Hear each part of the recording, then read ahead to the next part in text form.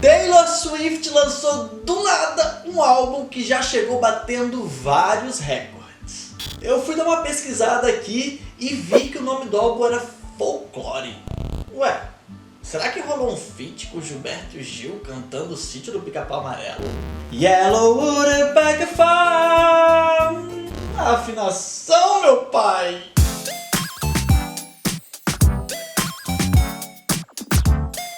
Olá! Nós somos aquela fábula, aquela tradição popular, o X, o Y e o Z da questão.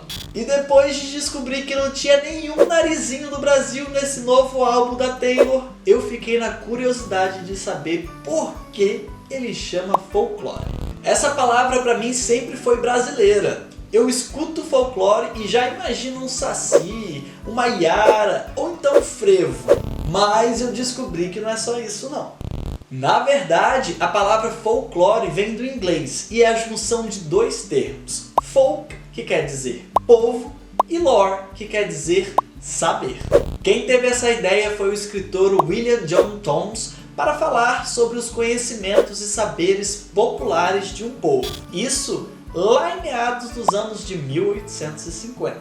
Até aí beleza, eu tava errado, sem muita novidade, mas ainda ficou a questão, por que diabos a Taylor usou o nome folclore no álbum dela? Eis que ela, via um textão de Instagram, explicou pra gente. O textão tem umas viagens bacanas e os sentimentos dela, mas eu separei esse trecho aqui que foi o que eu mais gostei. Um conto que se torna folclórico é aquele que passou como um sussurro, às vezes até cantado. As linhas entre fantasia e realidade se confundem e as fronteiras entre verdade e ficção tornam-se quase indiscerníveis. Tá aí! Se folclore é a manifestação cultural de um povo, então tudo é folclore?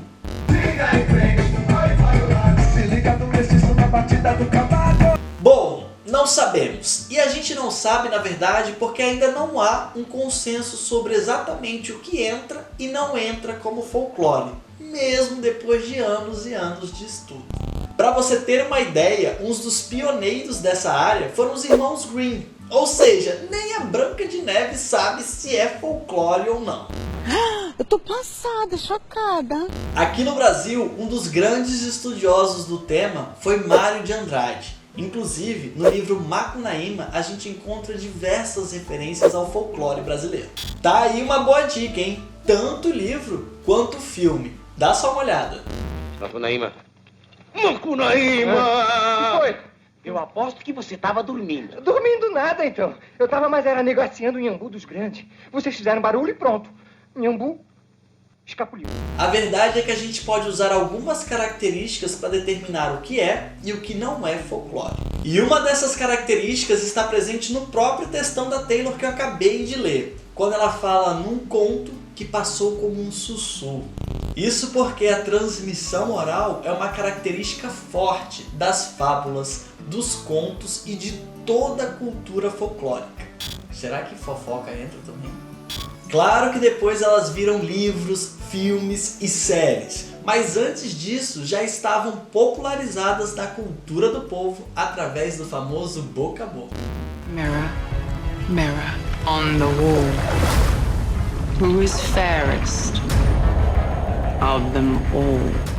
Outro fator é que ela surge do nada, de maneira espontânea e muitas vezes não possui um autor conhecido. Inclusive, alguns dos contos dos irmãos Grimm são frutos de histórias populares, que em cada região recebiam uma versão diferente. E eles foram lá e colocaram as fábulas nos livros. Não muito diferente fez aqui no Brasil Monteiro Lobato com a obra O Sítio do Pica-Pau Amarelo. Em diversas das suas histórias aparecem personagens típicos do folclore brasileiro, como o Saci, o Boitatá, o lobisomem, entre outros. Além, claro, das tradições da nossa amada terrinha brasileira. E o folclore vai muito além das lendas. Nós temos, por exemplo, as danças, como o frevo e o maracatu. As brincadeiras, como a amarelinha, pega-pega.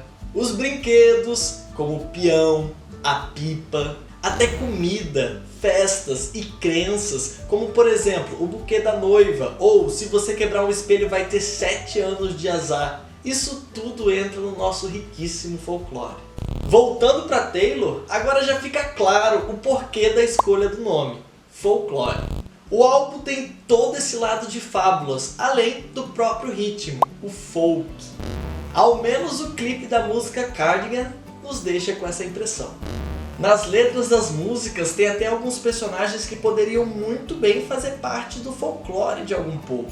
Como por exemplo, uma velha viúva escandalosa que a cidade não gosta, uma criança assustada e até mesmo um fantasma presenciando seu próprio funeral.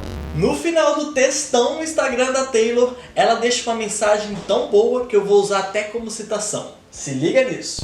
Contei essas histórias da melhor maneira possível, com todo o amor, admiração e capricho que elas merecem. Agora, cabe a você transmiti-las.